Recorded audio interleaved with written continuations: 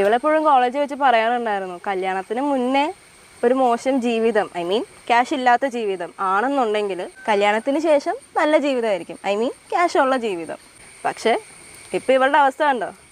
അന്ന് അങ്ങനെ പറഞ്ഞു, അതാ ഞാൻ കോമഡിയാന്ന് പറഞ്ഞത്. നമ്മുടെ പരമ്പരാഗത ജോലിയല്ലേ കൃഷി. അത് ശരിയാ. ഇനി നിങ്ങൾക്ക് നിങ്ങളുടെ മക്കൾക്കും പരമ്പരാഗതമായി കിളച്ച് നടക്കാം. അപ്പോൾ ശ്രീ, നിന്റെ കൂട്ടുകാർ എന്തായാലും കൊള്ളാം, നല്ല കാശുള്ള കുട്ടിയാ. നമുക്കെന്നാ പോവാം. ശരി.